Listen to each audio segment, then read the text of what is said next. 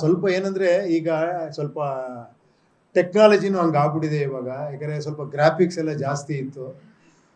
So ಆಮೇಲೆ ಇಲ್ಲೊಬ್ರು ಇದ್ದಾರೆ ನಮ್ಮ ನವೀನ್ ಸಾಹೇಬ್ರು, ಅವರು ಅಮೇರಿಕಲ್ಲಿ ಓದ್ಕೊಂಡ್ಬಂದಿರೋದು, ಎಲ್ಲ CG ಕೋರ್ಸ್ ಎಲ್ಲ ಮಾಡಿದ್ದಾರೆ. ಅವ್ರು ಸ್ಯಾಟಿಸ್ಫೈ ಮಾಡೋದೇ ಕಷ್ಟ. ಅವರು ನನ್ನ ಟೇಬಲ್ಗೆ ಮುಂಚೆ ಅಲ್ಲಿಂದ ಓಕೆ ಆಗಿ ಬರಬೇಕು. ಸೊ ಅಲ್ಲೇ ಒಂದು 6 ತಿಂಗಳು 1 ವರ್ಷ ಆಗುತ್ತೆ. ಇಲ್ಲ ಸರ್ ಅದೇನೋ ಚೆನ್ನಾಗಿಲ್ಲ ಸರ್, ಇನ್ನೊಂದು ನೋಡಿ ತೋರಿಸ್ತೀನಿ ಸರ್ ಅಂತ ಹೇಳ್ತಾರೆ. ಸೊ ಪ್ರೊಡ್ಯೂಸರೇ ಅಷ್ಟೊಂದು ಇಂಟ್ರೆಸ್ಟ್ ತೋರಿಸ್ಬೇಕಾದ್ರೆ ಆಗಲಿ ಅಂತ ನಾನು ನೋಡೋಣ.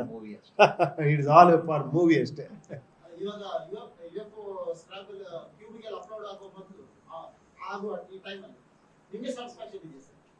ಸ್ಯಾಟಿಸ್ಫ್ಯಾಕ್ಷನ್ ಇಲ್ಲ, ಇಲ್ಲಿ ಹೆಂಗ್ ಬಂದು ಮುಂದೆ ಕೂತ್ಕೊಳ್ಳಿ.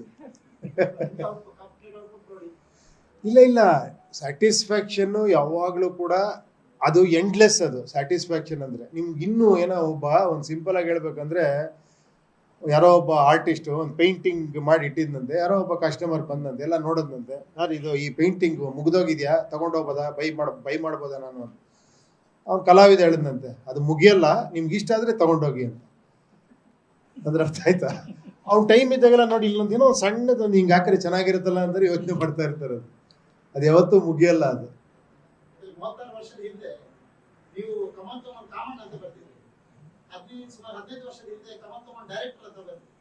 ಆ ಕಾಮಣ್ಣವೇ ಡೈರೆಕ್ಟರ್ ಆಗ್ಬಿಟ್ಟಿದ್ದಾರೆ ಅಂತ ನೋಡಿ, ಏನೇನೆಲ್ಲ ಯೋಚನೆ ಮಾಡ್ತೀರಾ.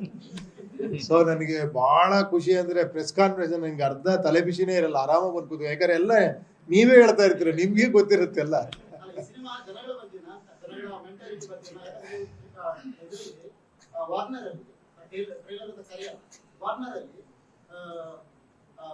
ತುಂಬಾ ವಿಷಯಗಳ ಬಗ್ಗೆ, ಟೆಕ್ನಾಲಜಿ ಬಗ್ಗೆ ಮಾತಾಡ್ತಾರೆ, ಬಡತನದ ಬಗ್ಗೆ ಮಾತಾಡ್ತಾರೆ, ಪ್ರತಿಯೊಂದರಲ್ಲಿ ಪಿಕ್ಚರೈಸ್ ಮಾಡಿದ್ದಾರೆ. ಸೊ ಇದು ಟೋಟಲಿ ಜನಗಳ ಬಗ್ಗೆ ಸಿನಿಮಾ, ನಮ್ಮ ಪ್ರೆಸೆಂಟ್ ಸಿಚುವೇಶನ್ ಬಗ್ಗೆ ಸಿನಿಮಾ. ನೀವು ಅದು ನೋಡ್ಬಿಟ್ಟು ನಿಂಗೆ ಕೇಳಲೇಬಾರ್ದು, ನಿಮಗೆ ಗೊತ್ತಾಗಿರುತ್ತೆ. ನಿಮ್ಮ ಮನಸ್ಸೊಳಗೆ ಏನಿದೆ ಅಂತ ನಮ್ಗೆ ಗೊತ್ತಿಲ್ಲ. ನಿಮ್ಮ ಮನಸ್ಸೊಳಗೆ ಏನಿದೆಯೋ ಅದೇ ನನ್ನ ಮನಸ್ಸೊಳಗಿರೋದು.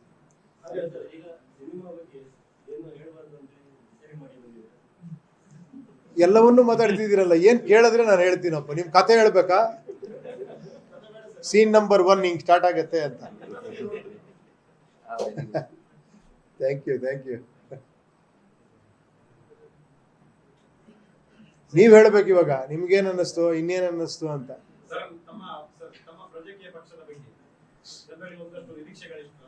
ಇಲ್ಲ, ಇದು ನಾನು ಬಂದಿರೋದು UI ಪ್ರೆಸ್ ಮೀಟ್ಗೆ.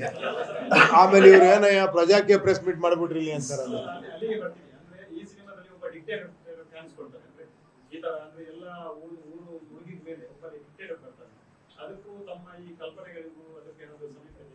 ಇಲ್ಲ, ನಾನು ಆತರ ಏನಾದ್ರು ಪ್ರಜಾಕೀಯ ಬಗ್ಗೆ ಹೇಳದ್ನ, ಒಬ್ಬ ಡಿಕ್ಟೇಟರ್ ಬರ್ತಾನೆ ಅಂತ.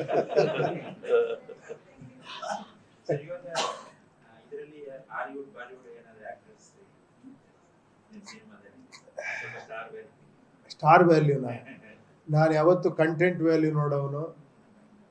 ಆಮೇಲೆ ನಾನು ಯಾವತ್ತು ನಾನು ಸ್ಕ್ರಿಪ್ಟ್ನ ನಾನು ತುಂಬ ಜಾಸ್ತಿ ಬಿಲೀವ್ ಮಾಡ್ತೀನಿ. ನನಗೆ ಆ್ಯಕ್ಚುಲಿ ತಪ್ಪಲ್ಲ, ನಾನು ಸ್ಟಾರ್ಸ್ಗಳು ಹಾಕೊಂಡು ಪಿಕ್ಚರ್ ಮಾಡೋದು ತಪ್ಪಲ್ಲ, ಸ್ಟಾರ್ಸ್ಗಳನ್ನ ಆ್ಯಡ್ ಮಾಡೋದು ತಪ್ಪಲ್ಲ, ಇಟ್ಸ್ ಆಲ್ ಪ್ಲಸ್ ಪಾಯಿಂಟೇ.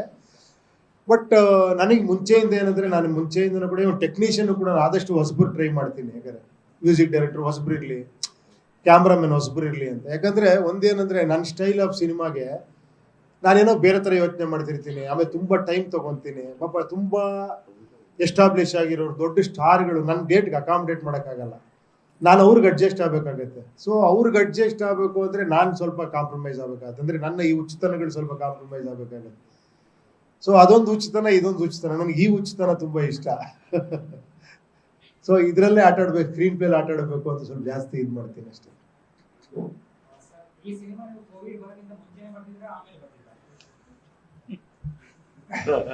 ನಿಜ ಹೇಳ, ಈಗಲೂ ಬರಿತಾ ಇದ್ದೀನಿ ಅದನ್ನ. ನಾಳೆ ಅಲ್ಲಿ ಫೈನಲ್ ಮಿಕ್ಸಿಂಗ್ ಹೋದಾಗ ಅಲ್ಲೊಂದೇನಾರ ಡೈಲಾಗ್ ಏನಾರ ಅದು ಬರೀತೀನಿ. ಅಲ್ಲ, ಅದು ಯಾವಾಗಲೂ ಯೋಚನೆ ಮಾಡ್ತಿರೋದೆ. ಬಟ್ ಏನಂದ್ರೆ, ಟೈಮಿಗೆ ಕರೆಕ್ಟಾಗಿ ಅಪ್ಡೇಟ್ ಆಗ್ತಾನೆ ಇರ್ಬೇಕು ನಾವು. ಇವ್ರು ಇನ್ನೊಂದು 2 ತಿಂಗಳು ಲೇಟ್ ಮಾಡಿದ್ರೆ ಇನ್ನೊಂದು 2 ಡೈಲಾಗ್ ಚೇಂಜ್ ಆಗುತ್ತೆ. ನಾನು ಹೇಳ್ತಾನೆ ಇರ್ತೀನಿ. ಆ ಟೈಮ್ಗೆ ಏನೇನೋ ರಿಲೆವೆನ್ಸಿ ಆ್ಯಡ್ ಆಗ್ತಾ ಇರುತ್ತೆ, ಅದು ಮಾಡ್ತಾನೆ ಇರಬೇಕಾಗುತ್ತೆ. ಆ್ಯಕ್ಚುಲಿ ಎಸ್ಪೆಷಲಿ ಈ ಥರ ಸಿನಿಮಾಗಳಿಗೆ. ಇವಾಗ ಒಂದು ವ್ಯಕ್ತಿ ಬಗ್ಗೆ ನೀವೊಂದು ಕಮರ್ಷಿಯಲ್ ಸಿನಿಮಾ ಅನ್ಕೊಳ್ಳಿ, ಅದರಲ್ಲಿ ಒಬ್ಬ ಹೀರೋ, ಅವನ ಫ್ಯಾಮಿಲಿ, ಅವನಿಗಾಗುವಂಥ ತೊಂದರೆಗಳು, ಅವನೊಂದು ಹೋರಾಟ, ಈ ಥರದ್ದು ಮಾಡಿದಾಗ ಅದು ಒಂದು ಕ್ಯಾರೆಕ್ಟರ್ಗೆ ಸೀಮಿತ ಆಗಿರುತ್ತೆ. ಸೊ ಅದನ್ನು ಬಿಟ್ಟು ಹೊರಗೆ ಬಂದಾಗ ಅದು ಅದು ಒಂಥರ ಅದು ಏನಲ್ಲಿ ಸೀಮ್ಲೆಸ್ನೆಸ್, ಅದು ಆ್ಯಕ್ಚುಲಿ ಟೈಮ್ಲೆಸ್ ಆಗಿರುತ್ತೆ ಅದು. ಸೊ ಅದನ್ನು ಮಾಡ್ತಾನೆ ಇರಬೇಕಾಗತ್ತೆ ವರ್ಕ್. ಇಟ್ ಇಸ್ ಸ್ವಲ್ಪ ಡಿಫಿಕಲ್ಟ್ ಟಾಸ್ಕ್ ಅದು, ಬಟ್ ಮಾಡ್ತಾನೆ ಇರಬೇಕಾಗತ್ತೆ. ಯಾರು ಯಾರು ಹಾ,